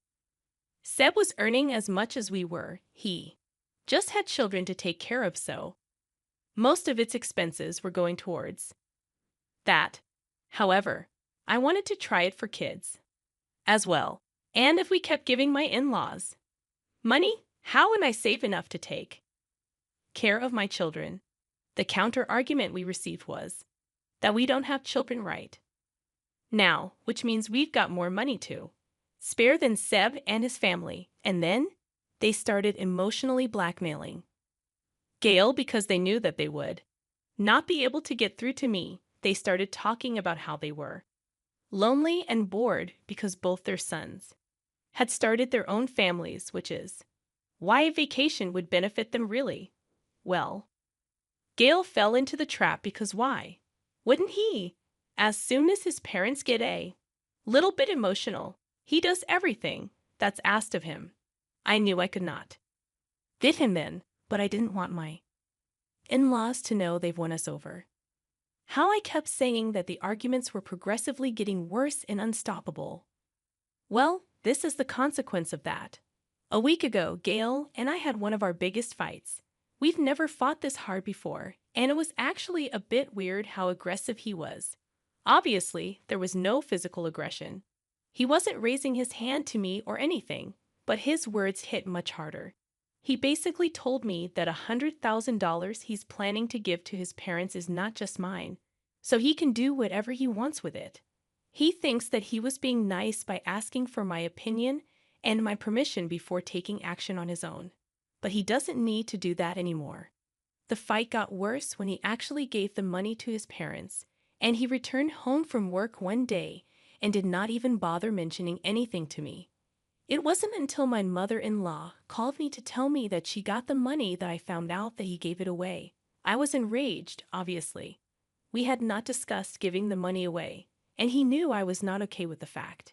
Yet he was still going to go ahead and just give it away. He didn't even keep a single dollar for ourselves. The entire $100,000 he saved up over the years, he gave to his parents. Then, when I told him that he needed to get the money back, he told me to shut up and let him deal with his parents how he wanted. Even when I was factually arguing that we're a couple and we should decide on big financial decisions together, he wasn't having it. It seemed like he totally got tired of us constantly arguing because he threatened me with a divorce right in the middle of our argument. He suddenly screamed at me and told me if I tried stopping him from giving a share of the money to his parents, he was going to get a divorce and leave me all alone. It was the most ridiculous thing I've ever heard. I've been with him through everything in his life, and now he was going to leave me because I was trying to put our family first instead of his parents.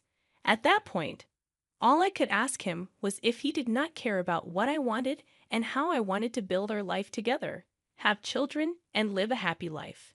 He cared for none of it, but instead, he wanted to give all this to his parents while I was suffering in the background. In a moment of anger, he walked out of the house and slammed the door behind him. And it's been a week since he's been home. I've tried texting him multiple times. I've called him so many times, and I've left more than a dozen voicemails. But he keeps ignoring them or leaving me on hold. Guys, I'm so hurt because I didn't think I'd ever lose Gail, especially over something as silly as this. I've contacted my in-laws, and it turned out that Gail had gone back to live with them for the past week. He hasn't been home once, and I'm so stressed and confused about what's going to happen and how I'm going to deal with everything. Update number 3. So a few more days into this mess, I decided that I could not keep myself trapped in this family forever, especially if they act as messed up as they are right now. I was not sure about my decision in the early days, but now, after waiting for Gail to come home for more than a week, I've decided that I needed to take action and set him straight. Well, if he wants a divorce, that's exactly what he's going to get. So I contacted my lawyer first thing that morning and let him know the situation. She let me know that I could not only divorce Gail, but also take him to court. After the entire meeting ended, I decided that I did not need this house anymore. The only thing it was doing now was reminding me of my husband and all the good and bad memories that we've had together. That's why I decided to sell the house and keep the money for myself. Gail could not even ask for this money legally because the house was in my name, given to me by my mother, and I could do anything I pleased with it, right? So I sold it. It brought me a lot of money, which helped make the court case much easier to process. So the next day, while I finalized the divorce papers and had them sent to Gail, I knew the exact time he received those papers because I got the most heated phone call one could ever get. He was talking about how I was being stupid, and it didn't matter because he was going to divorce me as well. And then he got to find out about me taking him to court, and he absolutely exploded. Obviously, no one wants to go there or anything, but I hung up on him midway because I've had enough of his anger now. Then the days of the court case came. I was feeling all kinds of jitters, and I was nervous. What if it went wrong? What if I lose the money I've made from selling the house? All these kinds of questions were racing in my head. But I did not let them take control of me. I got dressed in a way that I said was confident, put my best smile on, and I reached the court doors. It was the final hearing of the divorce, and it went incredibly well. Not only did I get to keep all the money from the house, I also got 100 from Gail as alimony as a legal obligation. I was shocked. I did not expect to win more money from him, but it was worth it for all the damages he's done to me and to my mental health. I should accept this money with grace. The sour expression on their faces just added to my glee, and I knew that they thought that they could rob me of my money and my house, but they probably weren't expecting to lose everything themselves. It's been a few days since then, and life has been relatively peaceful. I did get a phone call from my mother-in-law, where she was bashing me for what I've done and told me I could never have a family of my own because I don't know how to take care of people, that I'm just incredibly selfish who only looks at her needs and not others. Apart from that, it's been okay. I got a new apartment for myself using the money I made selling the house, and now I can finally save up as much money as I want without having to worry about other people constantly asking for it. But let me know, guys. Do you think I went too far by taking him to court? Let me know in the comments down below. I was a little surprised when I was reading the comment section of this one. Let me break down what some of the comments were saying. Some of them were actually coming up with the idea by saying, you know what, I don't really blame Gail. I mean, what's wrong with giving your parents $100,000 when you have $200,000? But there were other commenters basically saying, no, that's ridiculous. Like OP said, they've been helping his parents for years. They're trying to build their own house, and they need that money. So this is where the comments really split apart. They were saying they do not agree that OP should just sell the house, take the money because it's under her name. They thought that was disrespectful. But there were about 50 saying no, that was exactly what she needed to do. So guys, drop your comments down below. Let's discuss this one. My name is Mr. Reddit. I narrate stories every single day. Hit that subscribe button. I'll see you guys tomorrow.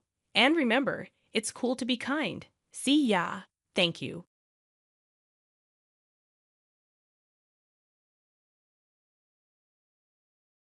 My name is Emily. I'm 40 years old. I've heard my name means to grow up cheerfully. However, when I was 15, I found out that my father's ex-girlfriend was named Emily. Ever since, I've quietly doubted the true origin of my name. Honestly, as a kid, there are certain delicate past details about my parents I'd rather not know. They didn't really dote on me when I was young. My brother, 3 years older, is named Ryan. He's smart and charming. Both parents always wanted a boy. Ryan, as their first child, was loved immensely. Our grandparents believed the first child must be a boy, an old-fashioned thought. My mother gave birth to a boy, despite immense pressure. With this background, my parents love Ryan more than anyone else. What about me? I always got hand-me-down clothes from Ryan. Even New Year's money had a clear disparity. Relatives always invited Ryan. Instead of being told to be patient because you're elder, I was told to support the boys. A puzzling way to instill laddie-like behavior. I believe I was raised with a lot of discrimination. It felt like I was always many steps behind. My redeeming feature has always been my carefree nature. My parents said, "You never think about anything." If I thought too much, I might have become dark and resentful towards Ryan. Ryan is Ryan, and I am me. Our family is a bit strange, but that's okay. I decided to accept our family and didn't care about my parents' attitude. No matter the difference in treatment, I am thankful to my parents for raising me. Ren, as we were kids, is still my sibling. Deep down, I couldn't truly hate them. However, that sentiment wavered after a particular incident when I was in my late 20s. My father retired. Both he and my mother, a homemaker, lived on their pension. Shortly after, my mother had a fall, leading to paralysis in her legs. She had to be cared for. With my father retired, I thought he'd be around to help, but I was mistaken. "Hey, Emily, I can't do anything on my own, so come back home." The first thing my father said after a long time was outrageous. "What? That's impossible. If I return, I can't commute to my job." Instead of saying, "You can't do anything. At least try to learn or practice." "How dare you talk to your father like that? Just quit your job and come home. Don't you care about your mother?" It's not as simple as quitting and returning. My father has always been domineering. He had my mother take care of everything for years. Now that my mother has fallen ill, he's become a helpless man. It seems he's plotting to make me return and take my mother's place. My brother works closer to home. Ask him instead. Why does he only try to use me now, even though he never cared much for me before? I finally moved out and have been living freely. I never thought I'd give in to him, but for some reason he started calling my workplace. Because of this, I couldn't concentrate on my job, and my colleagues and boss started to look at me oddly. Due to constant calls, I worked so hard to get this job, which I really wanted. I wanted to continue working there forever, but because of my father's relentless calls, I became stressed, affecting my work. I had no choice but to quit reluctantly. I decided to return home, only to find it in a terrible state. My father, now without a job, seemed to have nothing to do. He became obsessed with horse racing and would spend all his pension. On the day it was paid, he was drinking more than before, and every morning, I'd find empty beer cans and wine glasses all over the table. I had heard that there were some savings set aside for retirement, but the household finances were in shambles. No wonder when I suggested hiring a professional caregiver, my father hesitated. The utility bills were overdue and were paid only when the pension came in. It's a paycheck-to-paycheck situation. At this rate, even when the pension comes in, it'll be gone in no time. I had to use my savings to stabilize our lives initially and then renovate the house to make it wheelchair accessible for my mother. Later, I found a job near home, left my mother in a daytime care service, and dedicated about $2,000 a month to care and living expenses. My savings, which I started accumulating since my first job, seemed to be running out. Despite working, expenses kept mounting. Meanwhile, my father neither worked nor took responsibility, constantly depending on me financially and in my daily life. In a harsh sense, I felt completely leeched on between household chores in the morning, work in the daytime, and caregiving at night. I felt I was reaching my limit. Ideally, I wanted to place my mother in a nursing facility and leave my deadbeat dad to fend for himself. This would mean all the money currently being spent on my father could be saved or used for my own expenses. However, my father vehemently opposed sending my mother to a facility, and she herself seemed to rely only on me, saying, "Why should I go to a facility when you're taking care of me?" I consulted my brother, but as expected, he was indifferent. It was clear that I was the one who had to make sacrifices. And so, I found myself trapped in what felt like a prison called home. 3 years after starting this hellish cohabitation, my brother suddenly contacted me, saying, "My girlfriend is pregnant, so we got married." He then visited with his wife, whom I'd never even met before. Wow, I was looking forward to meeting Ryan's sister, because of the way you talked about her, but she doesn't look anything like you. She's not cute at all. As soon as she sees me, Ryan's wife, Paisley, starts laughing. Needless to say, I felt a strong aversion to her sheer rudeness. Despite it being her first visit, she walks around our home as if she owns the place. She even enters my room without permission, uses my makeup, and then says, "I like this. I'll take it." She even rummages through the cabinet where my mother's jewelry is kept and asks, "How much can you sell 18-karat gold for nowadays?" She seems a little dangerous. She is definitely not a good woman, even though they're married. I think it would be better if they split up. But both my father and mother are only concerned about wanting a grandchild, to the point where they seem clueless. And I can't help but envy them a little. The thought of being related to this woman scared me a bit. My bad. Premonition came true on that very day. But I'm so nervous about raising a child for the first time. I wish someone could help me. Paisley says it sweetly, twirling her hair. Then you should live here, said my dad, who had been staring at Paisley's chest the whole time, suggesting this with an lecherous look. Really? Are you sure?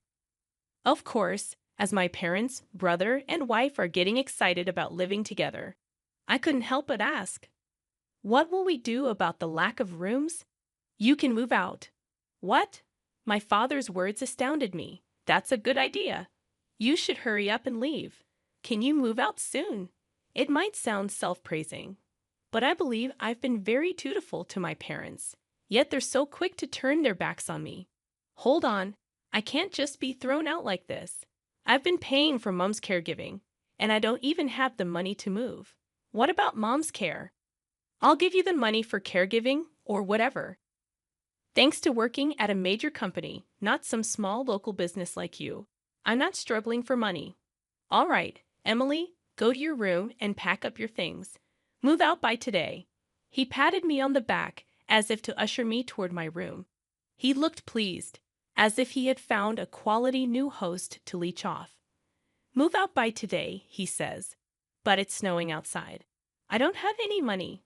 Where am I supposed to live from now on? Why? This doesn't make sense, does it? Without thinking, I voiced my true feelings. This isn't a joke.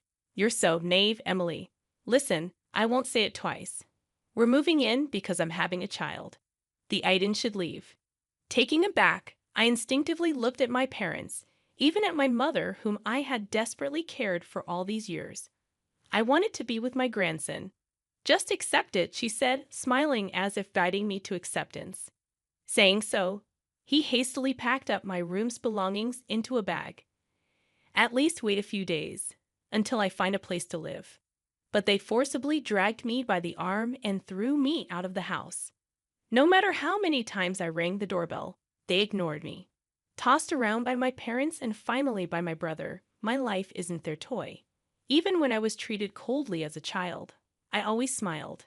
It was my self-defense. But both my parents and brother misunderstood, thinking I could handle anything. This isn't a joke. Don't mess with me. Crying, I left my family home and wandered the streets aimlessly. Finally, I found a cab and sought refuge in an internet cafe. When I contacted a friend living in town, she miraculously offered to let me stay for a while. True friends are indeed priceless. With her support, I managed to save enough to live alone again. I haven't saved enough to leave town, but I don't want any more tease with my family. I decided to leave the state once I saved more. But one day, my father and brother came to see me. They had apparently found my address in some official records. May I help you? I intentionally used formal language as if they were strangers. In response, both of them kneeled down in front of me. I'm sorry, he pleaded in a tearful voice. Please help us. We need to kick Ryan's wife out of the house. When I asked for an explanation, they said the situation at home had deteriorated significantly. I don't want to live with you stingy lot. Laughing, Paisley had apparently kicked my brother and parents out of our family home. Paisley had completely brainwashed my father, and as a result, he made the mistake of changing the house's title to include her name. So it wasn't taken but rather given to her. I had heard that Paisley had fallen hard for my brother and pursued him fervently. But even back then, I felt something was off. My brother, who had become hairy in adulthood and practiced judo, was chubby and far from handsome. Why would Paisley, a slender and attractive woman who could have her pick of men, fall for him? I'd always wondered. It turned out she was after his money, and she had other men in her life. While the child's father was supposedly my brother, she continued to have affairs even after their marriage. When my brother found out and confronted Paisley, the next day everyone was evicted. Paisley probably sensed that her other relationship would be discovered and cunningly persuaded my father to change the house title. They were also naive. All their plans backfired, and they couldn't even live with the eagerly anticipated grandchild. Moreover, Paisley maxed out my mother's credit card. By the time they realized it, she had already bought electronics and precious metals. I always had a bad feeling about her, so I wasn't very surprised. It was more like I knew it. As far as I'm concerned, I have neither parents nor a brother. Who are you again?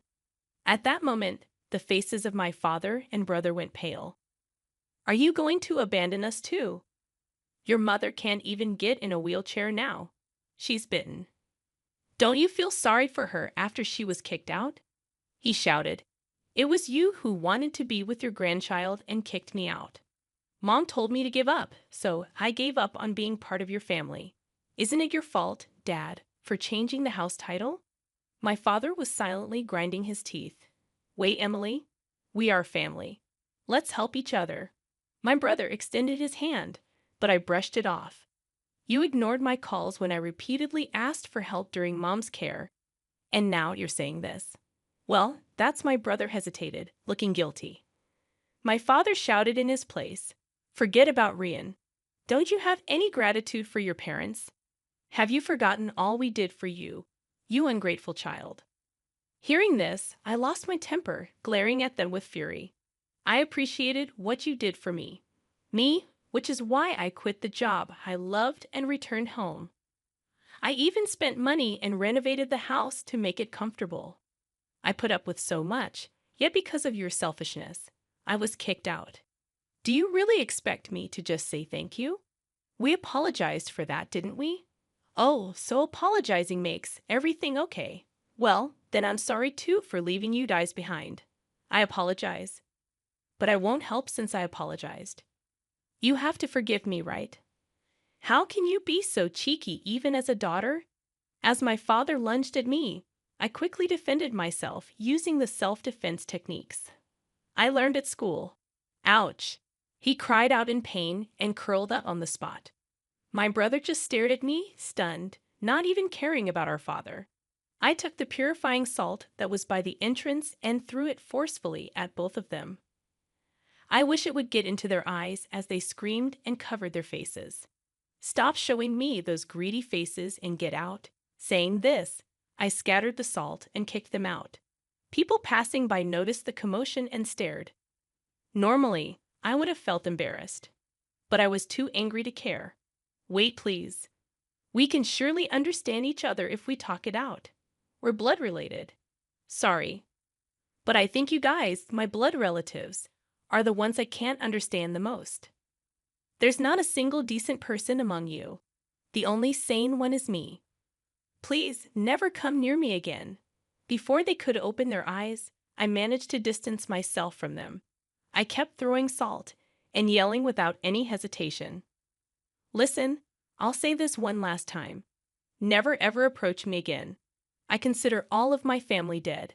So if something happens to you, I won't visit you in the hospital or attend your funerals. I gave them one last fierce glare and slammed the front door shut. Yet they still lingered at the front door. I want to talk, he said, sitting down. I'll call the police. And just like that, both he and my brother were gone.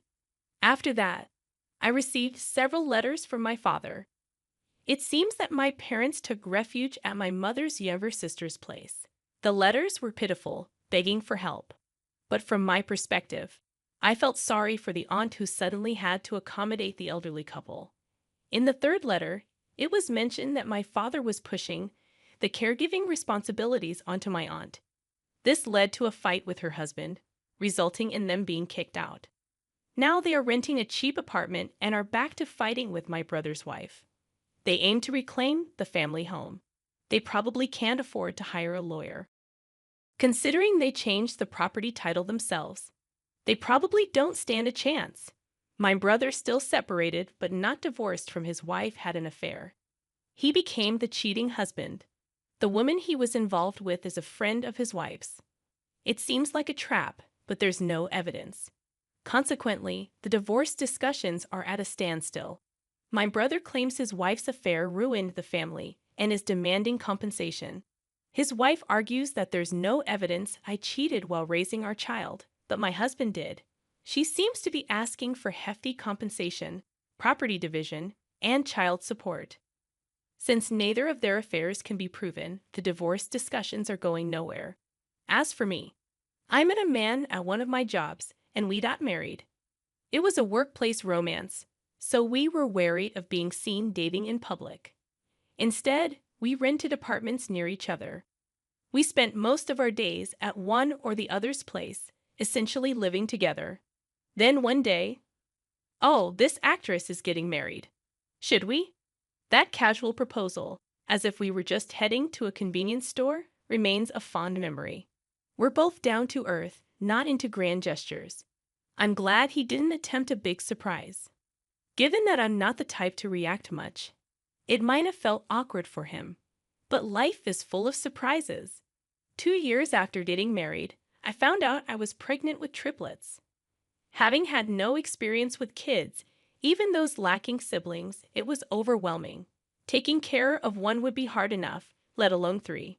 But with ample support from my husband and his family, we've been managing 1 boy and 2 girls. When I found out, I was determined to love them all equally. However, when I looked at them, such determination was unnecessary. They're all adorable, and it's impossible not to give them mine all. The only challenge is when they all want to hold my hand at the same time. I've turned it into a game. We'll switch after 100 steps. However, kids are fickle. Suddenly, they'd say, "I want to hold hands with Daddy today." To the children, it seems both their mom and dad love them equally, which is a joy. I hope to continue building a family where everyone, true to my name, shines brightly in happiness.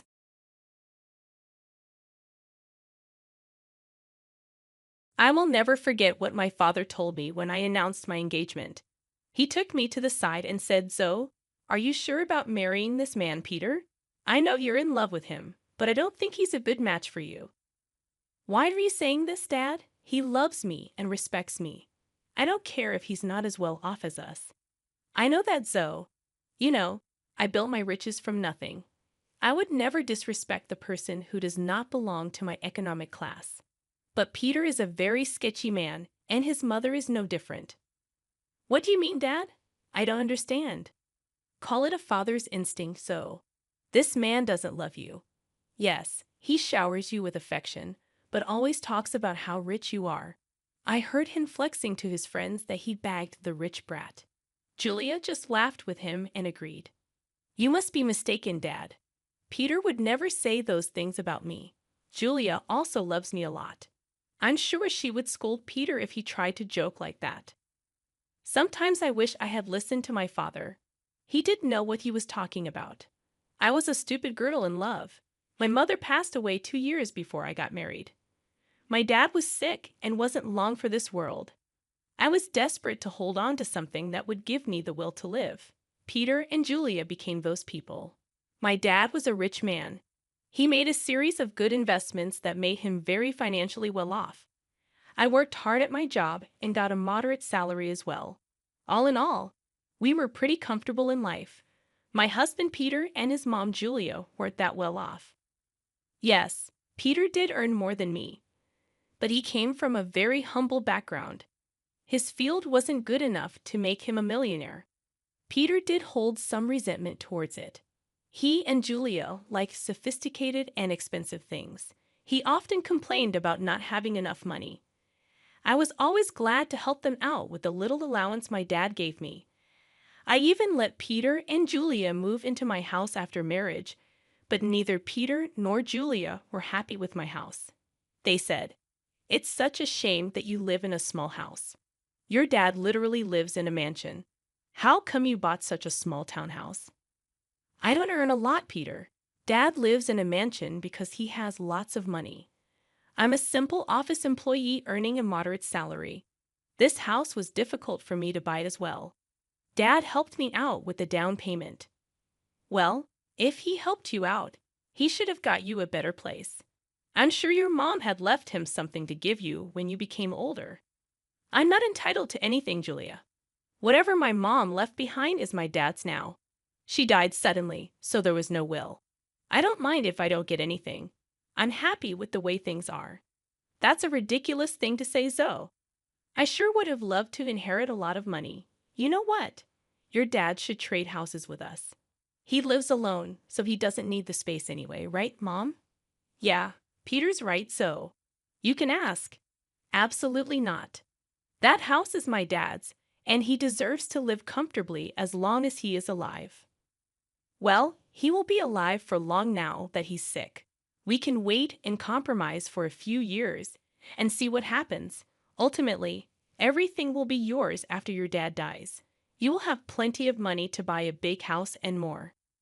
The way Julia and Peter were already making plans to spend my inheritance was super disturbing. It also didn't help that they regularly asked me to ask my dad for more money. It's not like we were hurting for cash. Peter and Julia simply wanted the millionaire life, even if they weren't one. Honestly, I was getting tired of their behavior. However, the real drama happened after my father passed away. My dad's cancer took him away from me. Pretty soon, I was devastated but got little support from Peter or Julia. They were only concerned about the date of the will reading and didn't even help with the funeral. Hell, they refused to attend the funeral because my dad was no one to them. I was heartbroken and furious at that point. My dad's words kept coming back to me. I was getting suspicious of them and started to have doubts about their intentions. I was afraid that they were really after my inheritance money. They were not allowed to be in the reading of the will. Peter and Julia said, "Why the hell are we not allowed to read the will? This is ridiculous. Lawrence was my own father-in-law. Yes, this is ridiculous. We are family and should be present for this event. We have the right to know what Lawrence left in the will. At least my son should be allowed to be there. Your son is not in the will, Julia, so he cannot read the will. Why are you two so obsessed with inheritance? You didn't even come to the funeral." It was funny how my dad was suddenly family when it came to getting an inheritance. I was pretty annoyed at Julia and Peter. What was worse was that they started to hound me as soon as I got back from reading the will.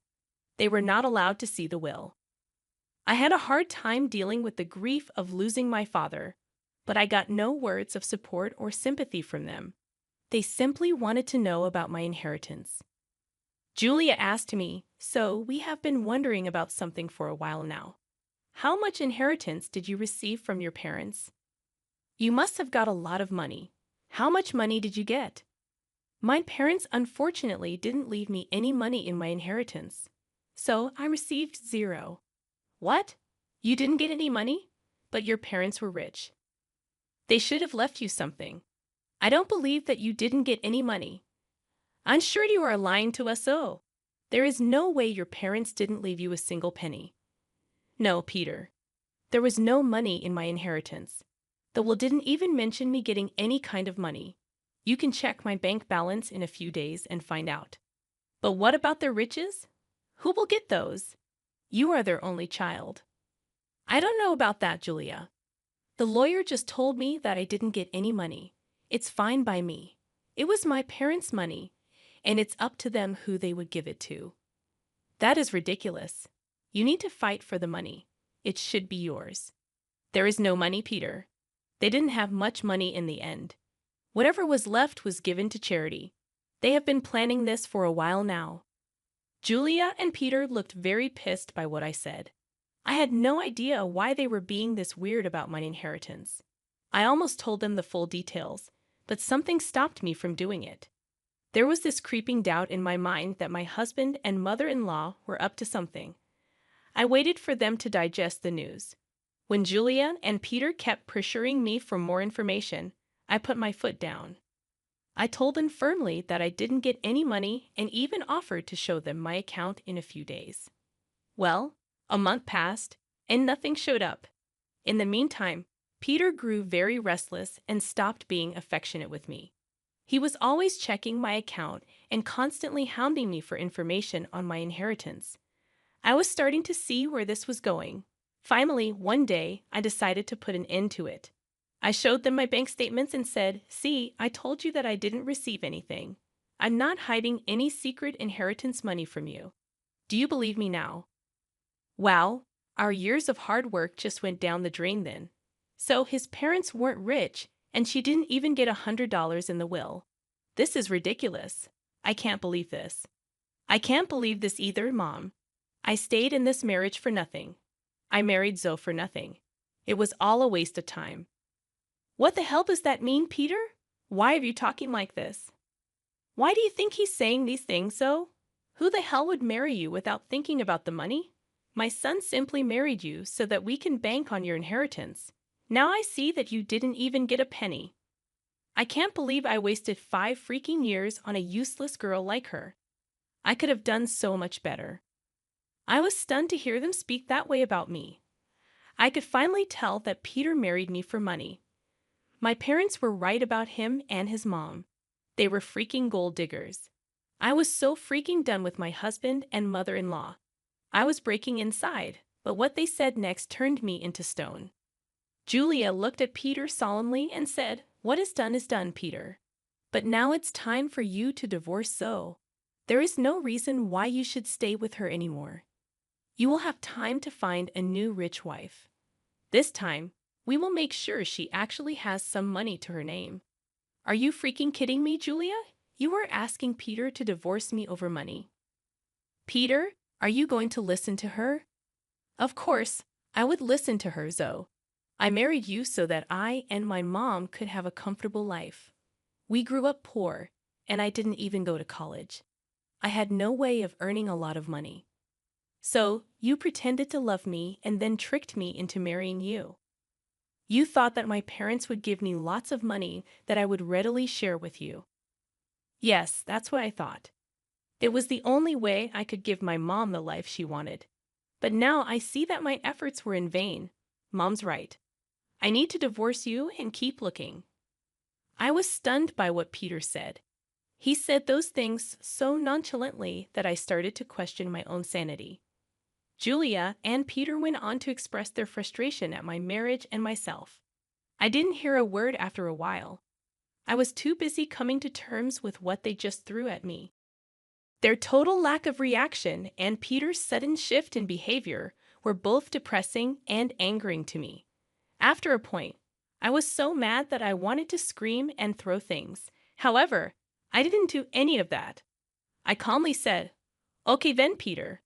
If a divorce is what you want, you will get it. I was never the one to say no to your demands. I might as well give in to your demand now as a last favor. So, you will agree to a mutual divorce. It'll save us both a lot of money. By the looks of it, you don't have much to go on anyway. Don't think of this as an opportunity to get alimony from my son. We will fight you tooth and nail before you give up that dream. You better preserve your lawyer fees and agree to a mutual divorce. It'll be best for you." You're right. I don't have a lot of money right now, so I decided something. I will agree to a mutual divorce, but you have to sign a clause saying that we won't share any of our assets with each other. That's not a problem at all. You don't have much, and neither do I at the moment. If you can forego alimony, I'll agree to sign a divorce and won't claim anything from you. Me and Peter discussed the details of the divorce and made sure we were on the same page. I could see that Julia and Peter were both happy about me not making a fuss out of the divorce. I guess they didn't expect me to be so calm about it. Truth be told, ever since that day, I have been crying on my way to and from work. I used to sit in the parking lot of my office and cry for an hour before and after work. Peter never noticed my puffy eyes or even asked why I was leaving early for work and coming home late. Julia didn't even bother looking at me after she discovered that I had no money. All of their behavior just made me even more determined to get out of the marriage as soon as possible. I actually had Peter and Julia move out of my house to a rented space in the neighborhood. They soon settled in while we waited for the divorce to finalize. True to his word, Peter didn't demand a share of my house. I also didn't ask for alimony. In his eyes, it was a fair deal.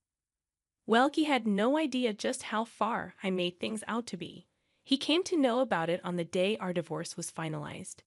I went over to his new rented space to drop off my wedding and engagement ring.